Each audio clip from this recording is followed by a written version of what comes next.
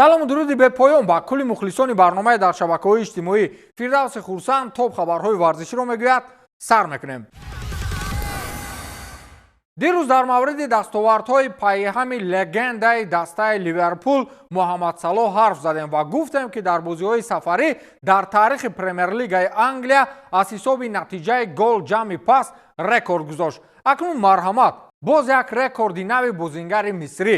Ниҳодҳои оморӣ боз як дастоварди нодири футболбози мазкурро ба қавле кашф карданд. Муҳаммад Салоҳ дар 100 бозии охири дастаи Ливерпул 100 амали натиҷабахш нишон додааст. Рақамҳои зебо дар хазинаи як футболбози беҳтарини Аврупо.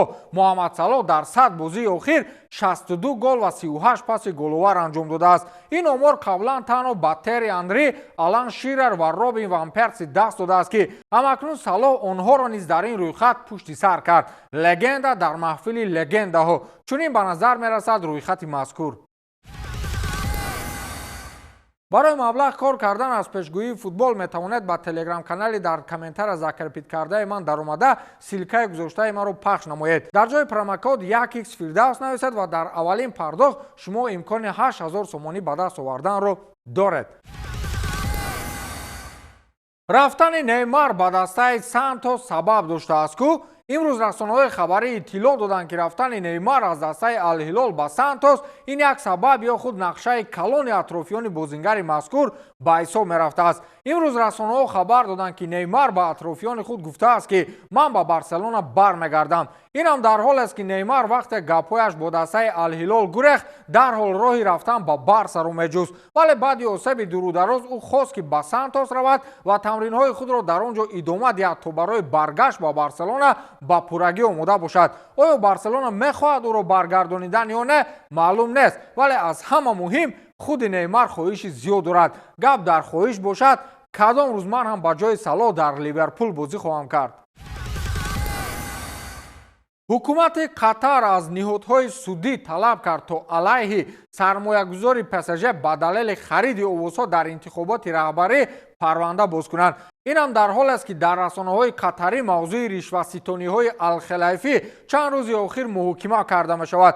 чанд далеле фош шудааст, ки он ҷо раҳбари ПСЖ дар мавриди харидани овозҳо дар мавзӯи интихобот ба қаллобӣ даст задааст ва чанд нафари дигар дар ин кор шарик ҳам буданд. аз ин рӯ ҳукумати Қатар вобаста ба ин мавзӯъ асосҳои ҳуқуқӣ мехоҳанд. дар сурати асоснок шудани овозаҳо раҳбари ПСЖ на танҳо аз вазифаи президентии бошгоҳи парижӣ канор меравад, ҳамчунин чанд соли зиндон низ ӯро таҳдид мекунад. ҳатто расонаҳо менависанд, ки Алхелайфӣ дар дастаи парижӣ дар мавсими хариду фурӯши бозингарон низ чандин қоидаҳои футболӣ ё худ ферплейро низ нақз кардааст. хулас, акнун суд аз паси пулдори қатарӣ аст. бозингарони парижӣ метавонанд асои худро ба рӯшанӣ задан гиранд. ҳамин Антони бозингари хуб будаасту дар Манчестер Юнайтед беҳуда ӯро хору зор карданд, аммо дар баробари хуб будан ҳамчунин доно ҳам будааст. ӯ тавонист ҳар чӣ зудтар аз дастаи дар ботулоқ русмонда халос шавад. ана ҳоло дар Испания гули сари сабад аст. расонаҳои хабарӣ чунин сарлавҳа гузоштаанд. Антони легенда дар аввалин бозиаш дар Евроҷом бо пираҳани Бетис ба задани гол даст ёфт. гап сари ин аст, ки чанде пеш Реал Бетис дар Лигаи Конференсияҳо муқобили Гент бозӣ дошт ва Антони дар як фурсат аз масофаи дур як голи зебоиро ба ҳадаф расонид. то ин ғалаба форварди мазкур дар ду бозии аввали худ дар дастаи наваш унвони беҳтарин футболбози рақобатро ба даст оварда буд. хулас, Антони ҳоло муваффақ аст. оянда чӣ мешавад номаълум, аммо дар се бозӣ ба задани 2 гол даст ёфт, ки ин баробар ба ним мавсими дар Манчестер Юнайтед буданаш аст. барои ҳамин бозингарони Манчестер Юнайтед ҳоло ҳам вақт доранд ҳар чӣ зудтар аз он даста гурезанд.